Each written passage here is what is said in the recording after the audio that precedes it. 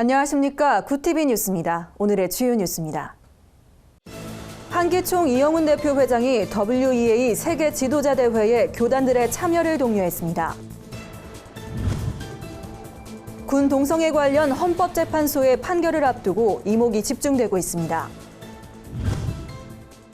탈북민 선교를 시작하기 앞서 탈북민에 대한 이해부터 선행돼야 한다는 주장이 제기됐습니다. 고용과 실업 문제를 성경 관점에서 짚어봤습니다. 첫 소식입니다.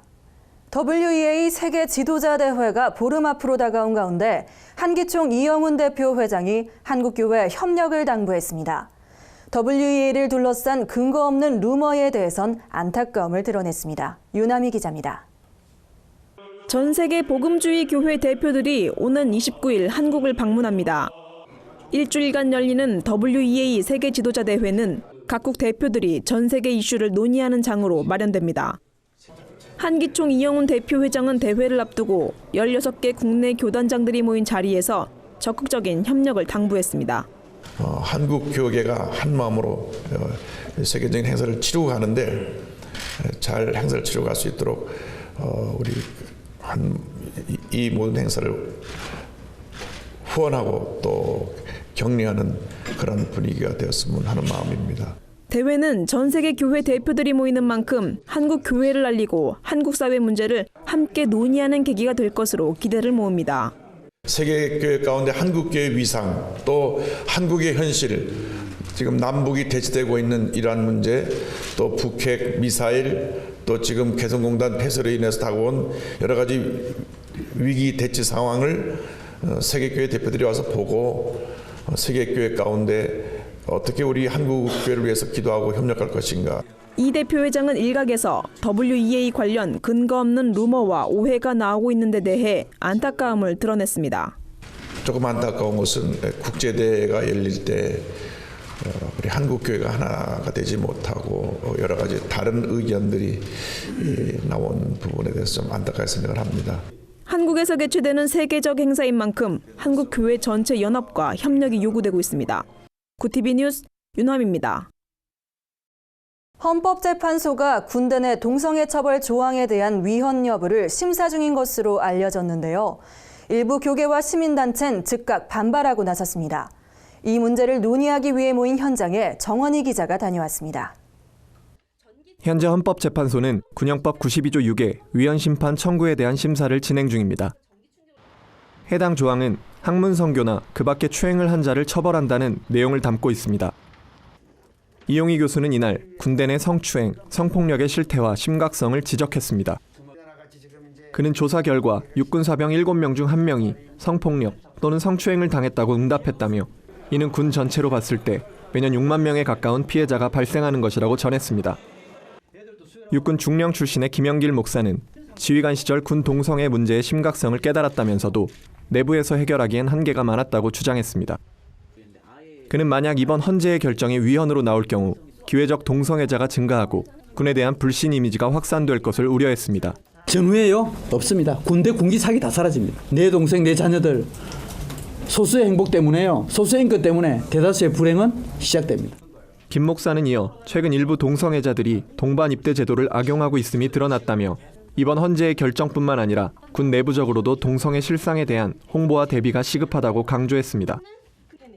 또한 이날 저담회에는 30여 년 전 군생활 당시 선임으로부터 성추행을 당했다는 한 피해자가 나와 자신의 사례를 증언하기도 했습니다.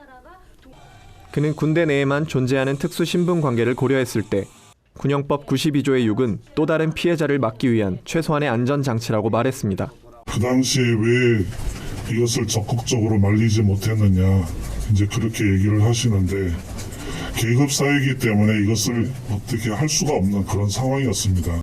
한편 앞서 2002년과 2010년에도 동성애 옹호단체들이 소수자 인권 보호라는 미명 아래 이 조항의 폐지를 요구했으나 당시 헌재는 7대2와 5대4로 합헌 결정을 내린 바 있습니다. 구티비 뉴스 정원입니다. 해마다 탈북민 기독교인 비율이 줄어드는 가운데 탈북민에 대한 이해가 선행돼야 한다는 지적이 제기됐습니다. 뉴코리아 빌더스 박예영 대표는 한국기독교 역사학회 학술 발표회에서 탈북민 그리스도인의 신앙 체험에 관한 연구 결과를 발표했습니다. 실제 탈북민이기도 한 박 대표는 이번 연구에서 탈북민들이 기독교 신앙을 접하고 수용하는 전 과정을 추적했습니다. 그는 이 과정을 기독교 입문, 신앙 갈등, 신앙 극복의 단계로 구분했습니다. 박 대표는 탈북민들에게 복음을 전하는 것이 사명이긴 하나 그 자체가 목적이어선 안 된다며 그들이 북한을 떠난 동기와 시점을 파악하고 공감하는 태도를 가져야 한다고 말했습니다. 또한 한국교회가 탈북민 출신의 목회자와 전문인 사역자 양성에 나서줄 것을 요청하기도 했습니다. 청년들의 일자리 문제가 심각한 오늘날 고용 불안과 실업 문제를 성경적 관점으로 살펴본 자리가 마련됐습니다. 성경적 관점에서 본 고용 및 실업 문제를 주제로 발제한 숭실대 이윤재 교수는 오늘날 경제적 약자들에겐 당장의 생활비를 지급하는 것보다 자존감을 회복할 수 있는 일자리를 마련해주는 것이 중요하다고 강조했습니다. 이 교수는 이를 위해 우리나라도 독일, 네덜란드와 같이 일자리 나눔을 실천해야 한다고 제언했습니다. 일자리 나눔이란 내 근로시간을 단축해 다른 사람에게 내주는 것을 의미합니다. 이윤재 교수는 일자리 나눔이야말로 예수께서 인류의 죄를 대신 갚아주신 십자가 정신에 부합한 일이라며 하루빨리 우리나라 실정에 맞는 유연한 노동시장 제도가 마련되길 바란다고 말했습니다. 오늘의 간추린 뉴스를 송승은 기자가 전해드립니다. 간추린 뉴스입니다. 캐나다 연방의회가 북한에 억류 중인 이면수 목사 구명운동에 나섰습니다. 연방의회는 오는 17일을 이면수 목사의 날로 선포한다고 밝혔으며 여야 의원들도 기자회견을 열고 대대적인 구명운동을 펼칠 계획입니다. 위안부 여성들의 이야기를 다룬 영화 귀향이 24일 개봉을 앞두고 잔잔한 방향을 일으키고 있습니다. 크라우드 펀딩으로 7만여 명의 시민들이 제작비 절반을 지원했고 여기에 배우들의 재능 기부도 이어져 14년 만에 관객들을 만나게 됐습니다. 한국기독교장로회가 사순절을 맞아 다양한 사역을 진행합니다. 내달 14일까지 매주 월요일 저녁에는 세월호, 위안부, 분단 등의 주제로 촛불 예배를 드리며 3월 21일에는 총회 시국 기도회를 개최할 예정입니다. 또한 총회 홈페이지에 매일 한 개의 기도문도 게재한다고 밝혔습니다. 한국기독교 군선교연합회가 오는 20일 육군훈련소 연무대 교회에서 제484차 진중 세례식을 진행합니다. 이번 세례식에는 4천여 명의 장병이 참여할 것으로 전망됩니다.